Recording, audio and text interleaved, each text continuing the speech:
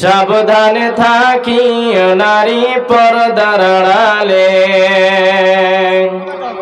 সাবধানে থাকি মা বোন পর্দার আড়ালে, সাবধানে থাকি নারী পর্দার আড়ালে। হাদিস হারাম লিখে অন্য দেখিলে, হাদিস হারাম লিখে অন্য দেখিলে, সাবধানে থাকি নারী পর্দার আড়ালে, সাবধানে থাকি মা বোন পর্দার আড়ালে।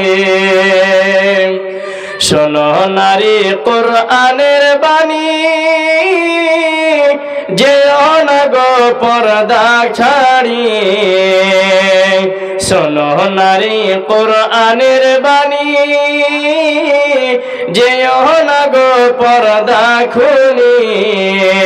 সুপারিশ করবেন না নবী দায়ুস হইলে, সুপারিশ করবেন না নবী দায়ুস হইলে, সাবধানে থাকি নারী পর্দার আড়ালে, সাবধানে থাকি মা বোন পর্দার আড়ালে, সাবধানে থাকি নারী পর্দার আড়ালে, সাবধানে থাকি মা বোন পর্দার আড়ালে।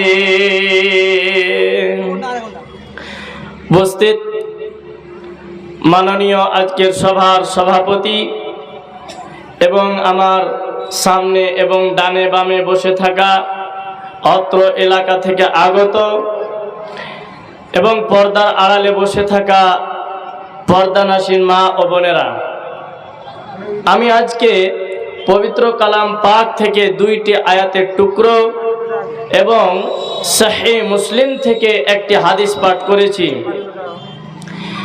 এই আয়াত এবং হাদিসকে আমি আমার কেন্দ্রবিন্দুর মধ্যে রেখে স্বল্প সময়ে অল্প কিছু আপনাদের সামনে বলবো ইনশাআল্লাহ। তো সর্বাগ্রে আমরা আল্লাহর প্রশংসা করি, সকলে বলি আলহামদুলিল্লাহ। তারপরে পরে আমাদের প্রিয় নবী মুহাম্মদুর রাসূলুল্লাহ, সকলে বলুন সাল্লাল্লাহু আলাইহি ওয়াসাল্লামের প্রতি শত শত দরুদ ও সালাম বর্ষিত হোক। আল্লাহুম্মা সাল্লি আলাইহি আল্লাহুম্মা বারিক আলাইহি।